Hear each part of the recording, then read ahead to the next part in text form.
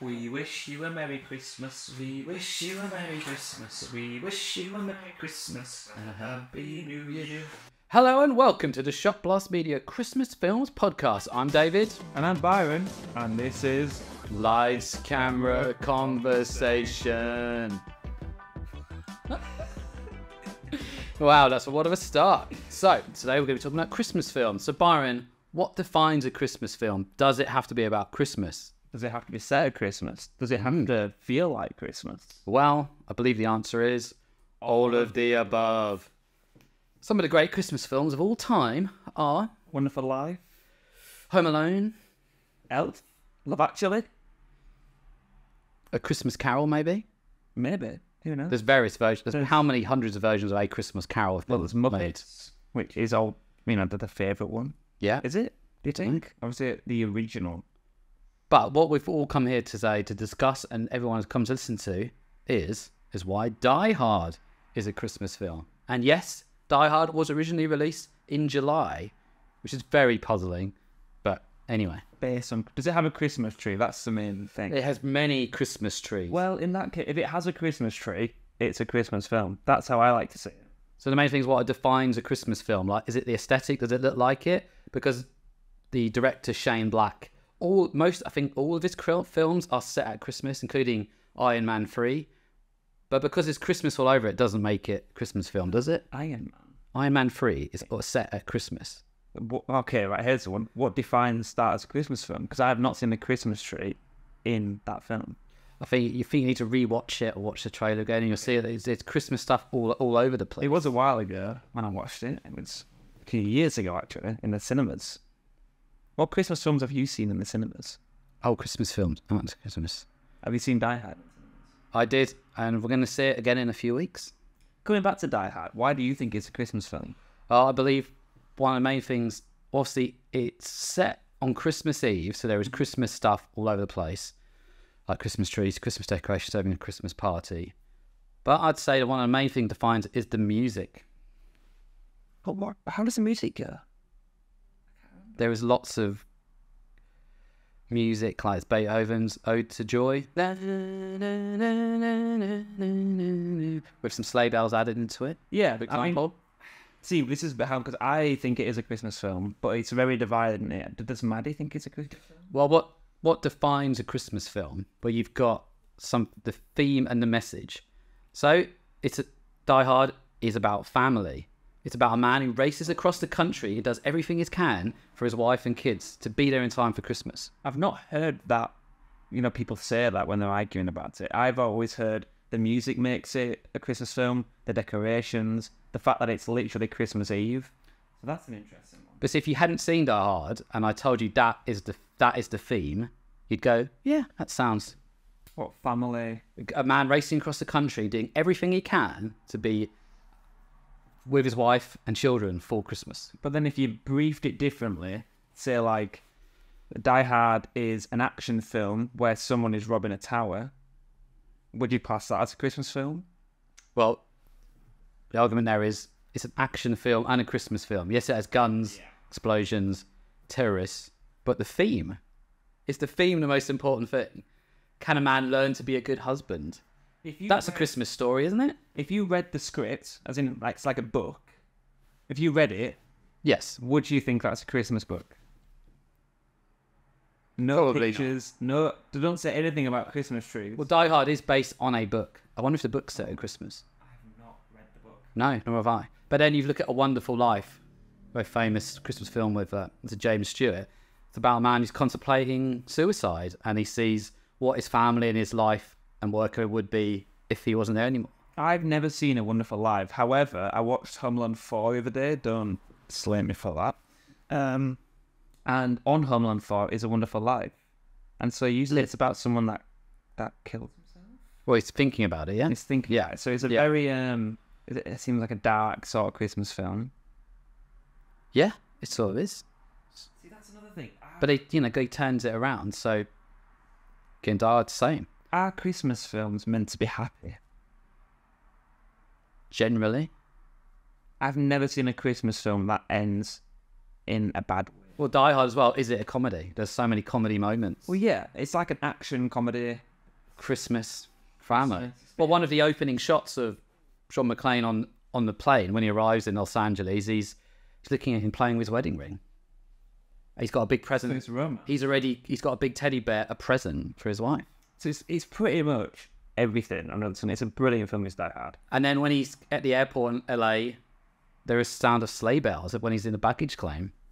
So already in the first few minutes, with the score and what he's doing, theme of family and Christmas. Yeah, I don't disagree with that. And I don't know if you remember when he gets the limo from Argyle, he's playing Run DMC's, what's it called again? Hollies, isn't it? Or whatever it's called, it's Christmas music. This is where the question is, how many times have you watched Die Hard? Like a few. And John and McClane says to him, oh, do you have any normal or traditional Christmas music rather than some rap? I mean, I think this is going to be very split divide. Me and you obviously agree on Die Hard. What do you guys think? Do you think it is? I mean, well, we'll just find out later on. Yeah, we're just trying to reinforce the point. And the police officer, Al Powell, when you first see him buying food for his wife, his pregnant wife, he's singing, he's humming Let It Snow. Yeah. It's something with a lot of gimmicks in Die Hard for Christmas based. But like I said, the book, is it a Christmas book? That's where you go. Another musical example. Well, yes, actual musical example of when Theo, the guy who's cracks the safe, he is singing to himself, singing in the rain. So is Die Hard a musical? These are the questions. You're getting them now. Musical, I don't think. Well, yeah, but just showing there's a lot of people singing and humming. And obviously, there's, like I said, Ode to Joy is obviously the one I mentioned earlier that's played throughout. It's played at Christmas in general.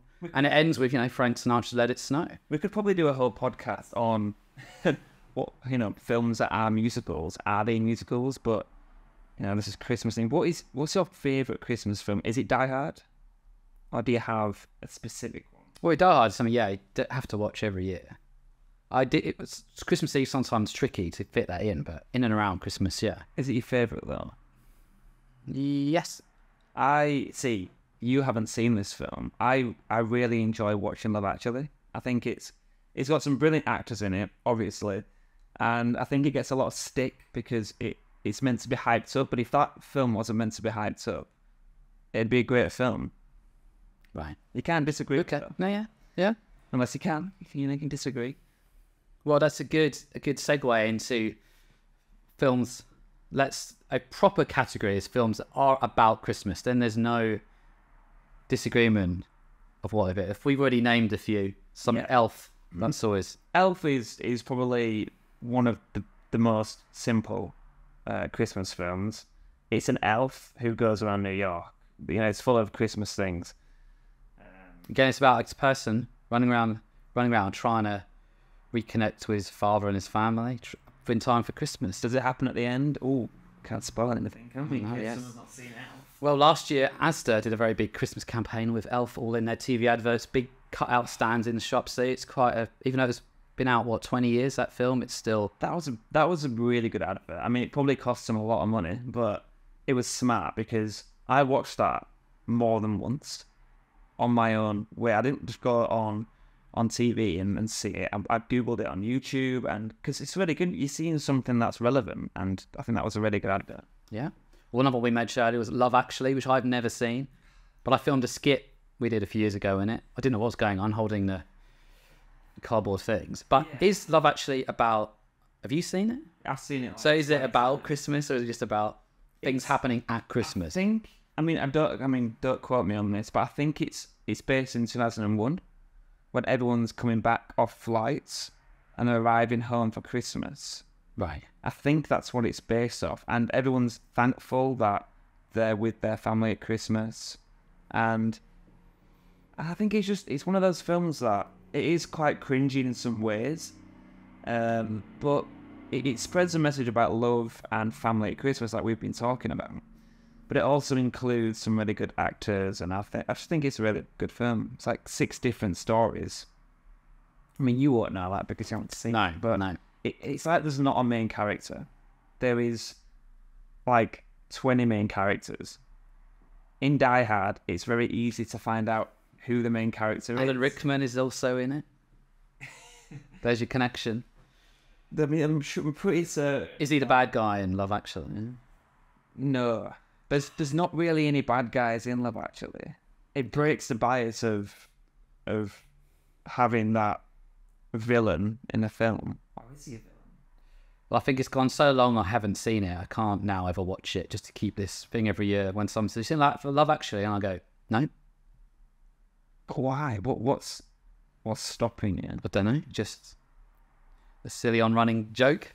See, the best bit is at the beginning where, what's his name?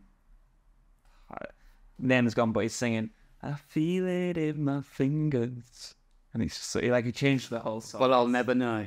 Oh, you need to watch it. I mean, everyone who's probably listening to this has seen Love Actually. It's a classic. Well, I'm trying to think back to films that I always watched, especially when we were younger. So the Santa Claus the movie, John Lithgow and Dudley Moore. I remember at school we did a Christmas play on it, and I was one of the elves, and just had to go around the stage with like a wooden toy, like us, just building it. Nice. Anyone who went to South Farnham School in my year will remember doing that. Anyone watching this on LinkedIn will know. You'll know who you are. See, what do you think about The Grinch? I used to hate The Grinch as a kid. The Jim Carrey one where live action one. Yeah. Yes. I think because the look of it, it's just really weird to look at. Anything by Dr. Seuss, I never really got on with or understood. I agree with that. I think when I was a kid, the aesthetic of the film I really didn't enjoy. But the older I got, the more I related to The Grinch. Just want to live in a mountain by myself. Yeah, I think I saw it last Christmas, and I did appreciate more the costumes, the makeup, the set design, but mainly Jim Carrey's performance as the Grinch. Yeah. I mean, just so crazy and over the top and brilliant, and he must have that to come through his performance wearing all that costume and the crazy makeup. Yeah, I mean, all of that is makeup. Do you know that? None of that is special effects. Obviously, the mountain is. Can't craft a mountain. But all of his outfit and costume and face, I'm pretty certain is all real. It's not special effects. There's a film that I think you mentioned a few days ago in the office that I can't stand, wasn't it? Nativity. Hello, Nativity. Tell us all why. What do you mean why? I mean, I think it's easy. It's just, it is one of those films that you can sit down with anyone really and just watch it. Like, you don't have to be really focused on it. You can be maybe doing something else as well, because it's all driven on kind of music, and Mr. Poppy is hilarious. Mr. Poppy is great. And I've also seen the musical of Nativity. Okay. And that was quite fun as well. And everyone's singing, and I don't know, I like the way it's set in a school, and it just brings everyone together with the music. And I remember watching it and just saying, this looks like an episode of EastEnders. It looks terrible. That's the thing probably puts me off straight away. And then I'm like, this is painful to watch. I'm sure it's not there's many others that would agree with that. It's not one of those that you watch and it's like, this is a brilliant film. This is, £10 billion pound budget. Like, it's one of those films you watch and you think, it's funny. It's classic British humour. Like, that's just what Nativity is. It shows what we're like, what our schools are like, what our nativities are like, and it's got a bit of comedy in it. It's got music in it. Sparkle and shine. Do you know any songs from Nativity? No. Tried to block them all out, unfortunately. Hey dude, where's my donkey? You see them? No. And it's got some. It's got some pretty good actors in it. Nice. Well. Yeah, well, that's not on my list to watch anymore.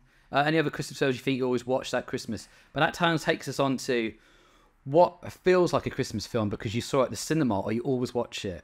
So there's one thing that for many years, I don't think I did it last year, always put on whilst putting up the Christmas tree, for some reason, is 2009 remake of Star Trek.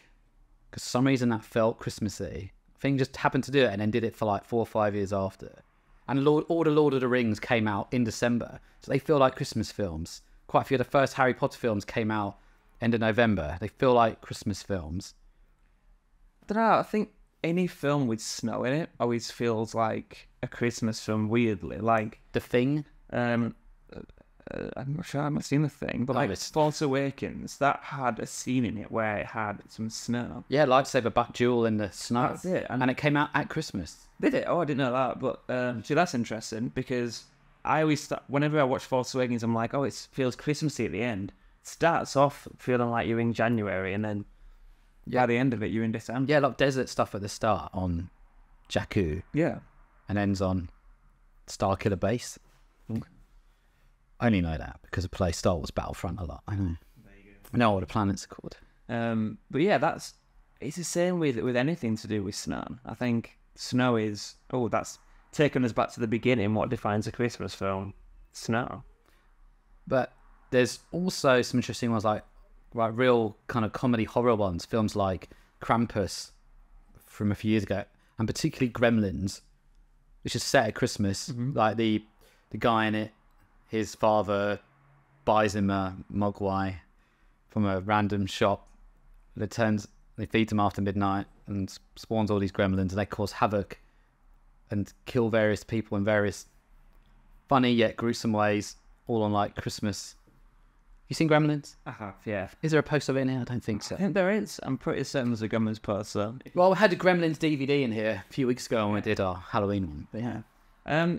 One thing I want to talk about is Home Alone. Now, I really enjoyed Home Alone. It's in fact, I've started watching my Christmas films now, and I've watched Home Alone 1, 2, 3, and 4. That's a real downhill.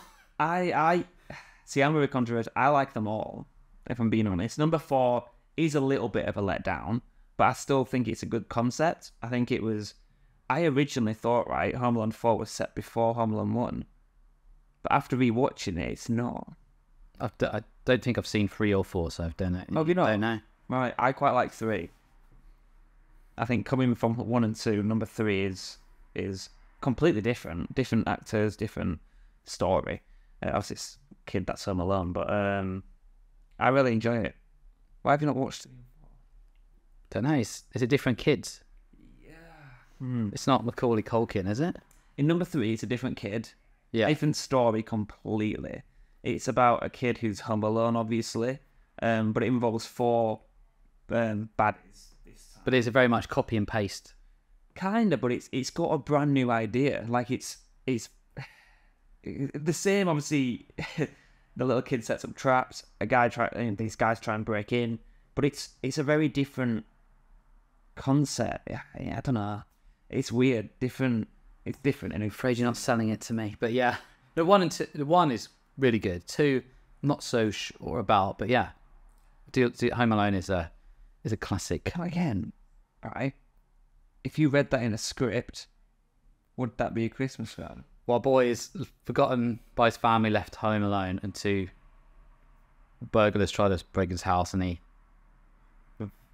violently just sets traps and stops. No. Yeah, What is the message and the theme there? Stick some Christmas trees and Christmas music in. You see, I think, if you did this in a way, every film, it depending on how it's written, depending on what you write in the book, it could make it a Christmas film or not. You think of any Christmas film, Elf is probably one of the only ones where you couldn't do that.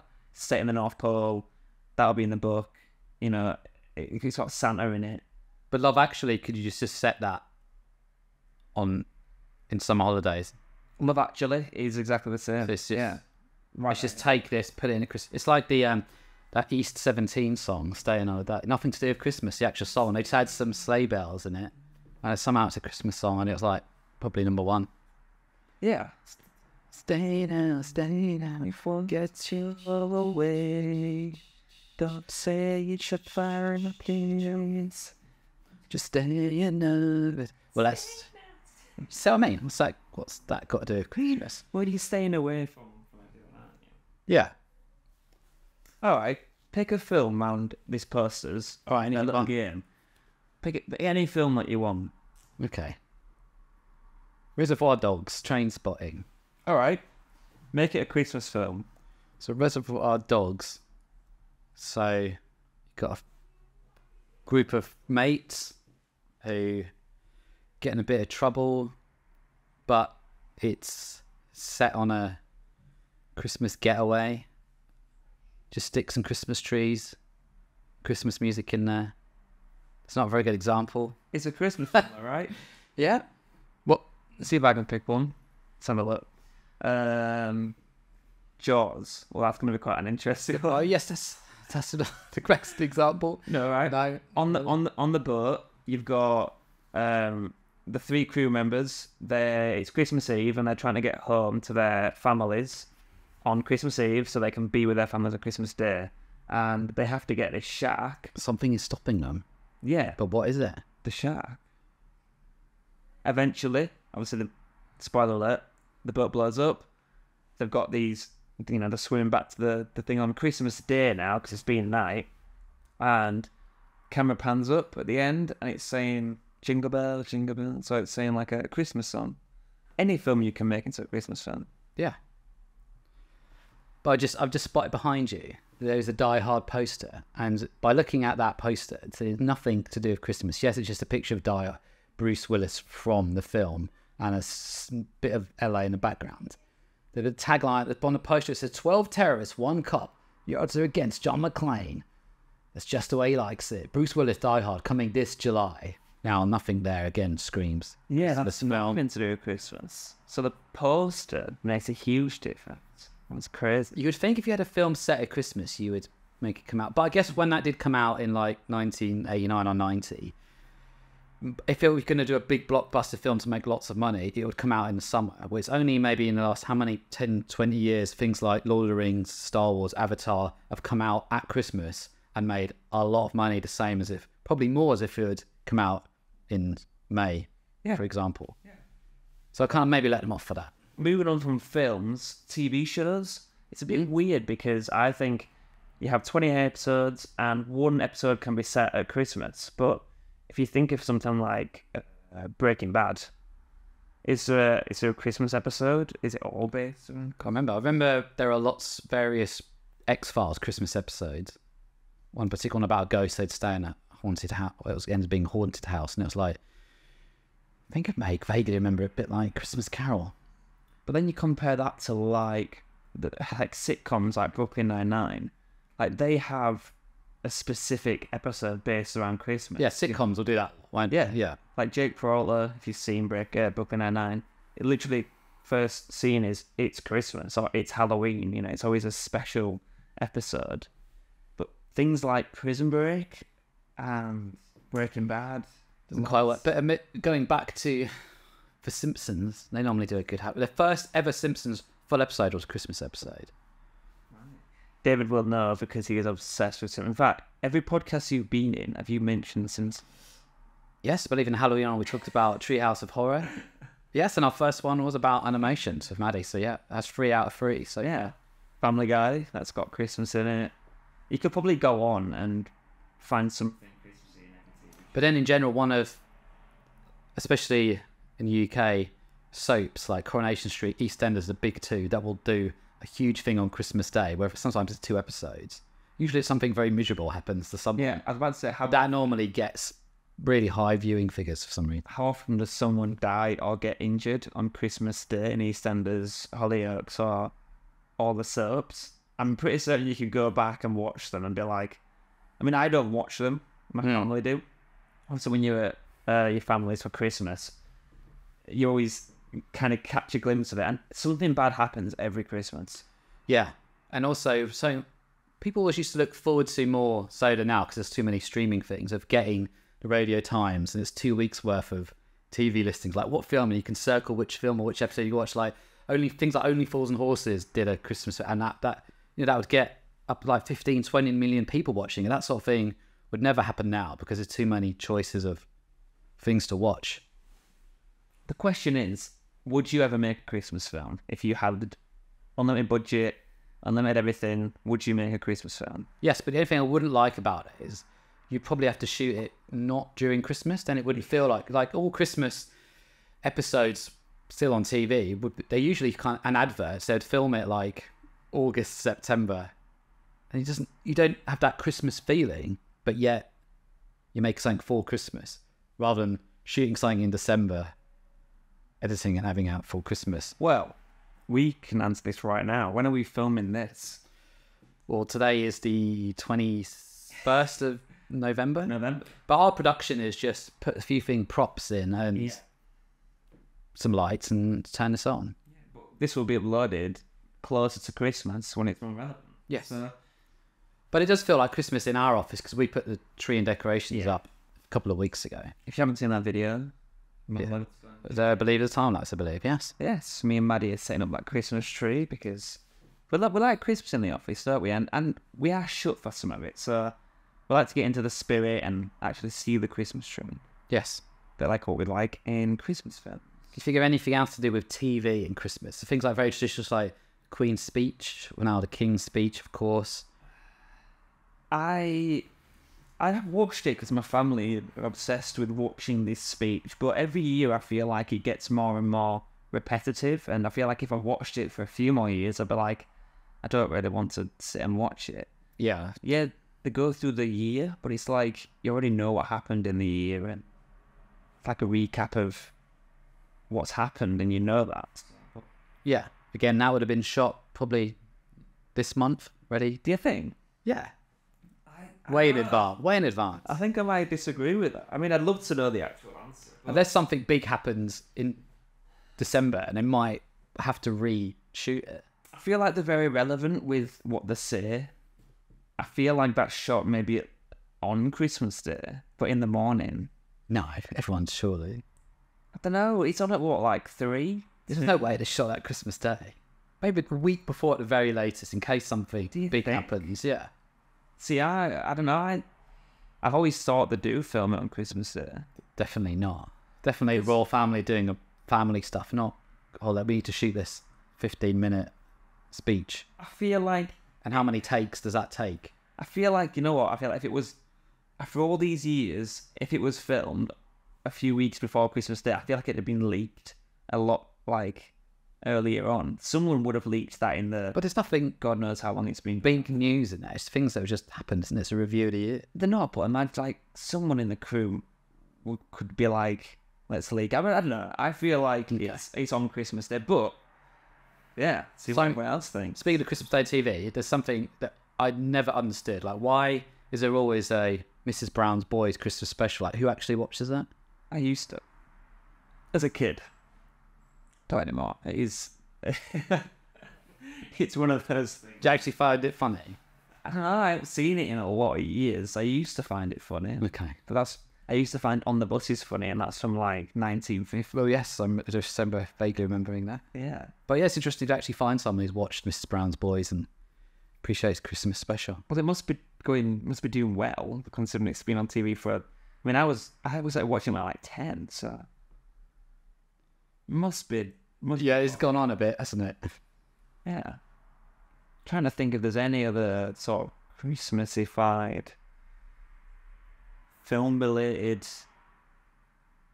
I think we've pretty much covered it. I mean, the only question remains is maybe people can answer this when they watch this. Like, do they need part 2 on this, talking about Die Hard 2, which is also set on Christmas Eve in an airport. But there's no poster in here. But I think, controversially, maybe, that Die Hard 2 is almost as good as Die Hard 1. I've not seen Die Hard 2.